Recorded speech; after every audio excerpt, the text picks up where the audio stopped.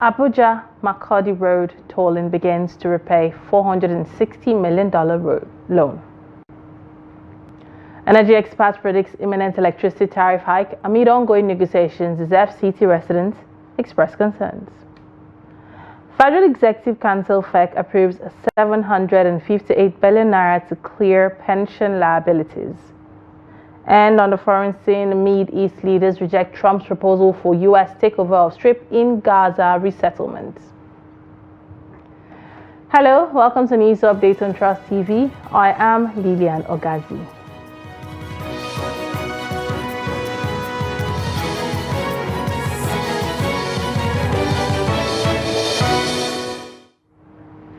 The federal government has officially commenced toll operations in the Abuja-Akwanga-Makurdi Road corridor as part of efforts to repay the $460.8 million loan obtained from China Exim Bank for the rehabilitation and upgrade of the road.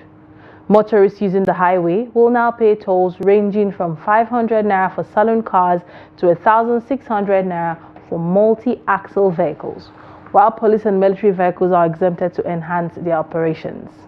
The toll gates, strategically positioned along the 227.2 kilometer stretch of road, are divided into four sections: Akwanga, Lafia, and Makurdi.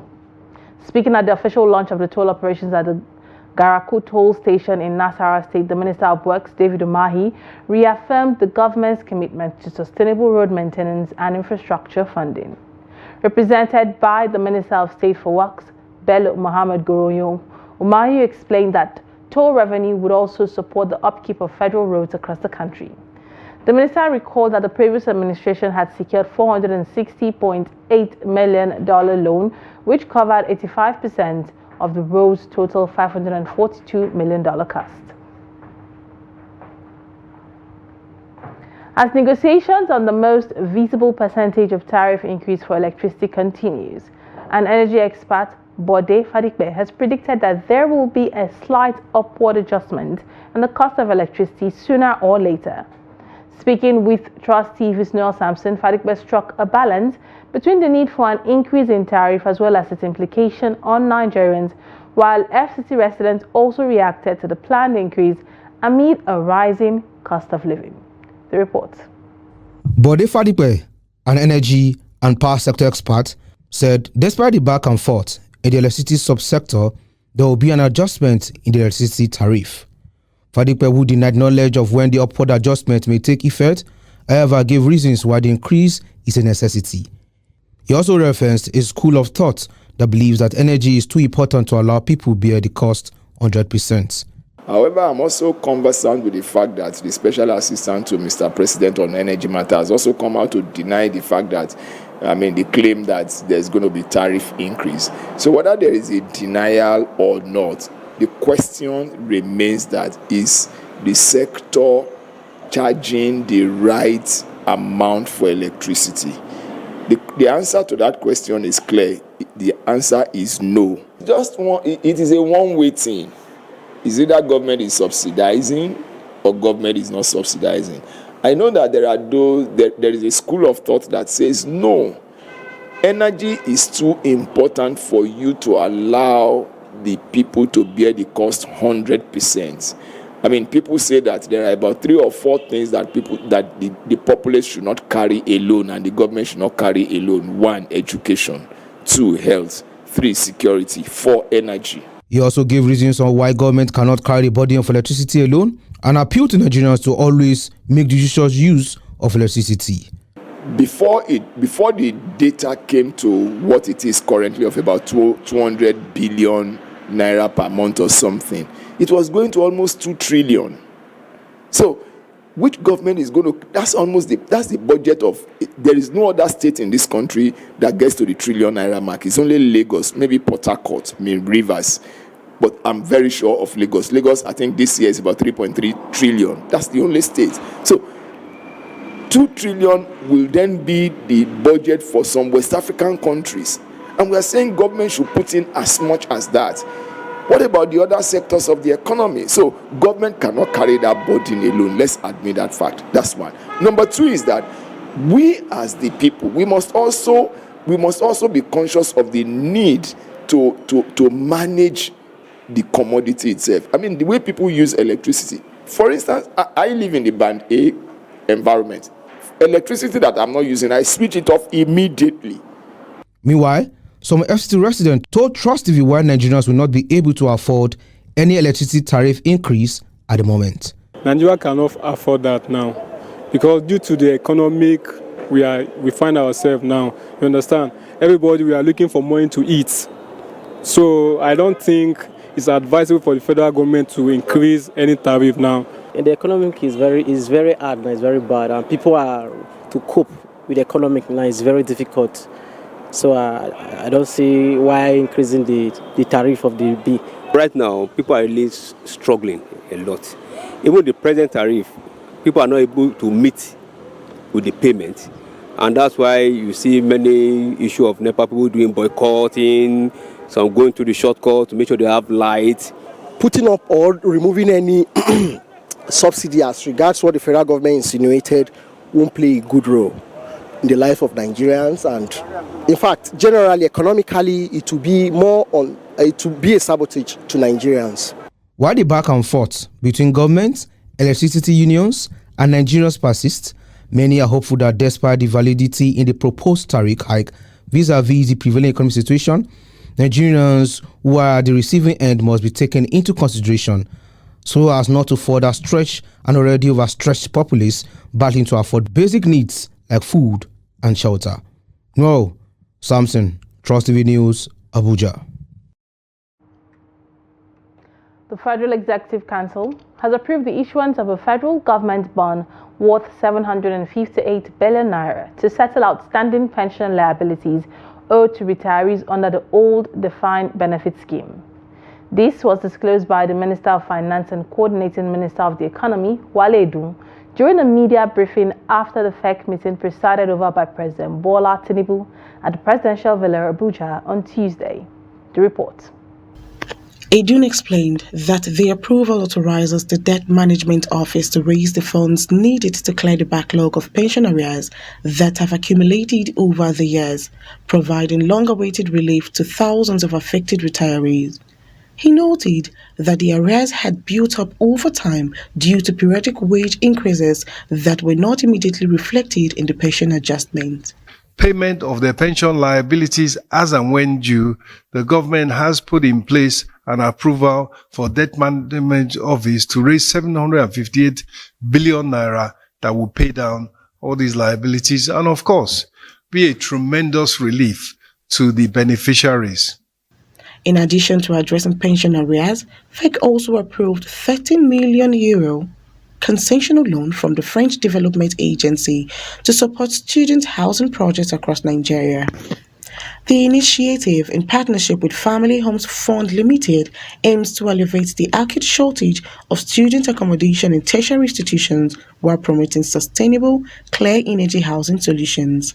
A €30 million financing, long-term concessional financing by Agence France de Développement, the French Development Agency, which is supporting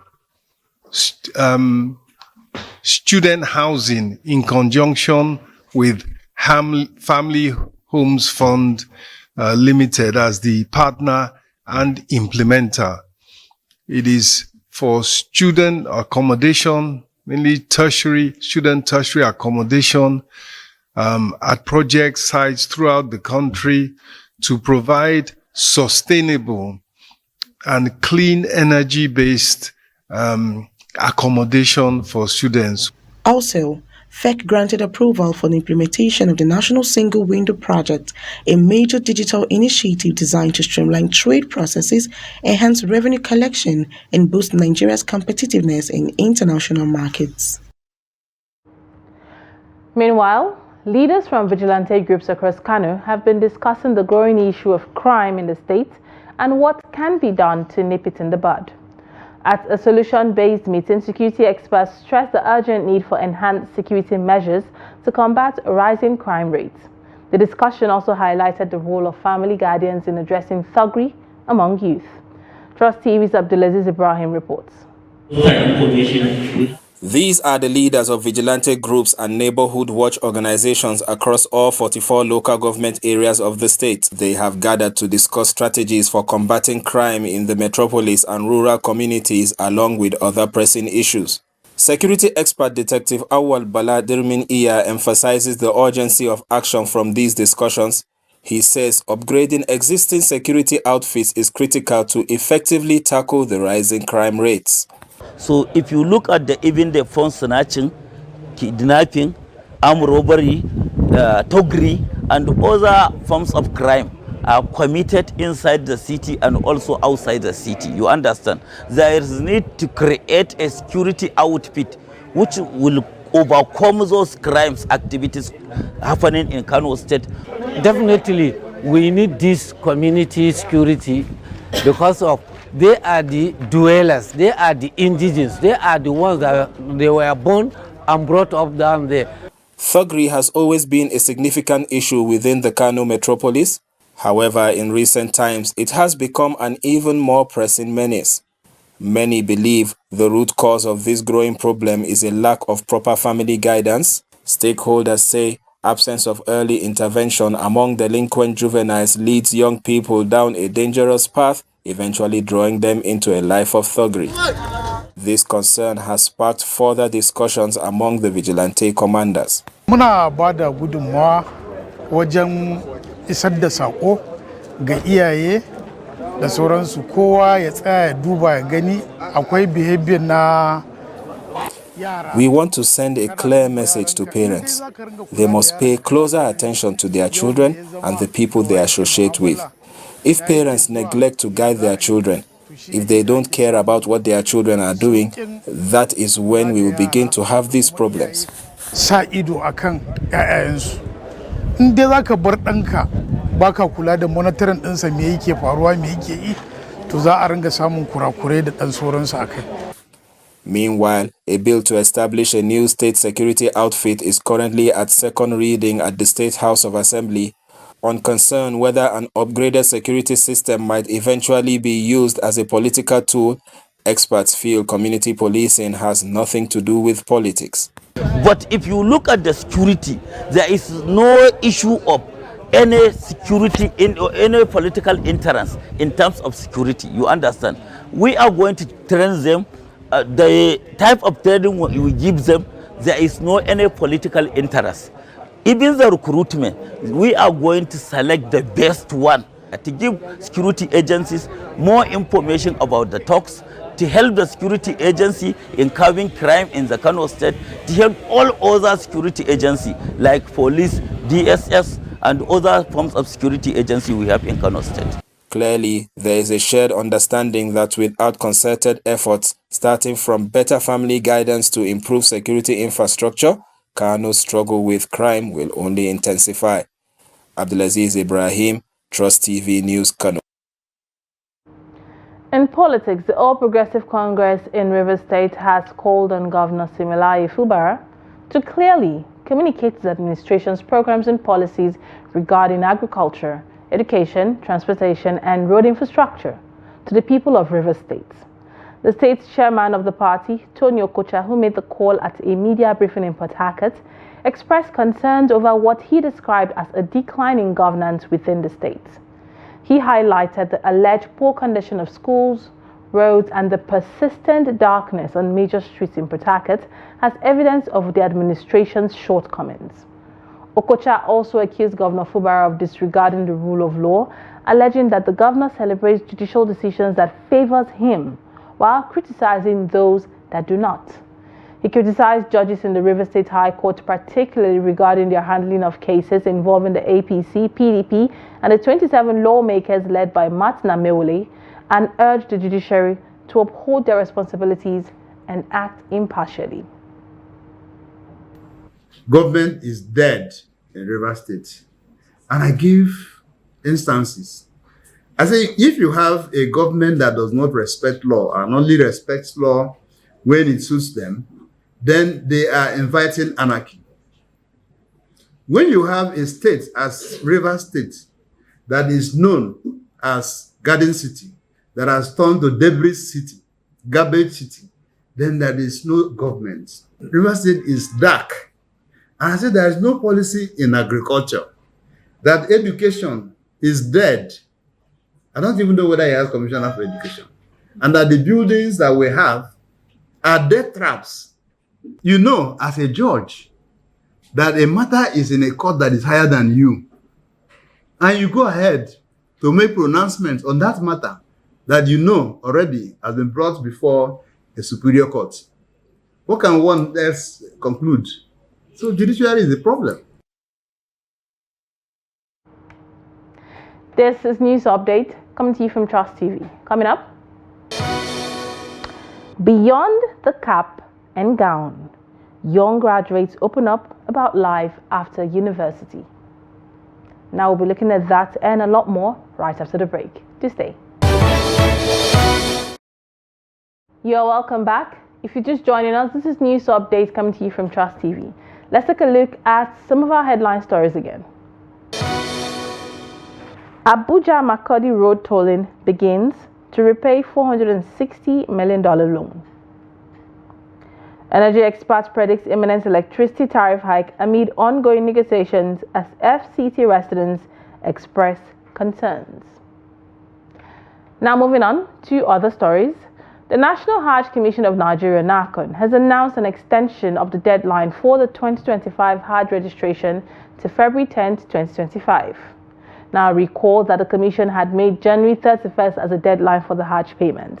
But NACON, in a statement by its Assistant Director Information and Publication, Fatima Sanda Usara, said the decision followed appeals on behalf of intending pilgrims who were unable to complete their registration on time. Usara said the extension was announced during a Zoom meeting between NACON and key Hajj stakeholders on the night of Tuesday, February 4th, 2025. She said the chairman of the commission, Abdullah Saleh Usman, urged executive secretaries of state pilgrims welfare boards to cooperate with NACON to ensure timely transfer of funds, which is crucial for securing accommodations that have already been inspected and booked.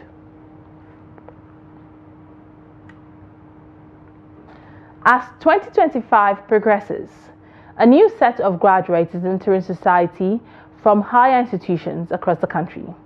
University of Lagos, among many others, recently graduated 16,409 students across undergraduate and postgraduate programs. This raises the concern and question of what comes next after graduation. Young graduates share their thoughts with Trust Television about having and navigating the exciting yet challenging transition into the real world. Victoria Tokolo's report is presented from our studio. Graduation is an exciting milestone, marking a significant transition from structured education to the open landscape of adulthood. For many, it's a bittersweet moment, a mix of freedom and opportunity, coupled with the challenges of independence and responsibility. This newfound educational freedom can feel like a breath of fresh air. However, this freedom comes with increased responsibility. Without the guidance of parents and teachers, graduates must learn to navigate life on their own. If we have to consider the economic situation of the country, you see that everything is not going as planned. So the best thing is, even before venturing into going into higher institution, it's more advisable to go into learning trades, actually. Learning a trade, maybe handwork or wherever. So at least after school, maybe after the university education or wherever, it will be easier to just start up from somewhere. I would suggest to my latest graduate out there who are hoping for a white collar job. Well, I wouldn't say there's no white collar job. There is, depends on your qualification. I know most times qualification differs, like you have to meet up to their criteria. But in as much as you are a young graduate, you have the skill, you have the knowledge, you can also improvise. You don't need to wait for a white collar job per se. You can also create little from the little you've learned in school. I think there's a difference between an illiterate and an illiterate. I believe illiterate should be able to think outside the box. I'll use myself as an example. School is not a scam. School is good. You go to school, you learn. But the only thing I have to say, when you are going to school, have hard work. Because me, I go to school, is my hard work that I'm using to sustain. So it's not about the school. The school is just for you to know from your left and right and to be able to defend yourself. So life after school, what I would say you should expect is expect more focus and be so determined, even than how you are determined to have a good grades at school. Because even before you finish school, you already have the understanding and idea of how the country is and what you are getting into. So I don't think it's new to everybody or anybody in this country. You know, you have to also, you have to work. You have to meet end mates. Developing vocational skills and building a strong professional network are crucial for young adults before graduation, as the transition into the real world can be challenging, but with each challenge comes growth and the potential for great rewards. And now to stories out of Nigeria. US President Donald Trump's suggestion that Washington should take control of the Gaza Strip and overseas redevelopment has triggered swift and strong reactions across the Middle East. Speaking on Tuesday, Trump proposed resettling displaced Palestinians outside Gaza and stated that the US would own the rebuilding process, clearing unexploded bombs, leveling destroyed buildings, and creating economic opportunities in the region. The remarks have fueled tensions as ceasefire negotiations between Hamas and Israel continue. Saudi Arabia, a key player in regional diplomacy, was among the first to reject the proposal. Its foreign ministry issued a firm statement on Wednesday reiterating its long-standing stance in favor of an independent Palestinian state. The statement emphasized that Crown Prince Mohammed bin Salman remains committed to establishing a Palestinian state with East Jerusalem as its capital, stressing that diplomatic relations with Israel will not be established without this condition. The U.S. will take over the Gaza Strip, and we will do a job with it too. We'll own it and be responsible for dismantling all of the dangerous unexploded bombs and other weapons on the site, level the site and get rid of the destroyed buildings, level it out, create an economic development that will supply unlimited numbers of jobs and housing for the people of the area. Red Cross workers in Goma continued mass burials on Tuesday, a week after Rwandan-backed M23 rebels seized control of the city. The Congolese Interior Minister Jacquemain Shabani stated that 2,000 bodies had been buried, while the WHO revised the official death toll to at least 900, excluding those still in morgues. Families of the victims expressed deep grief and urged authorities to restore peace. The M23 rebel group, backed by an estimated 4,000 Rwandan troops, has intensified its grip on eastern Congo, a region rich in minerals essential for global technology. This latest escalation has displaced hundreds of thousands, with many fleeing into Rwanda. Last week, M23 announced plans to establish an administration in Goma, urging residents to resume normal life. We lost 3 people, some from a bomb, another from a shot.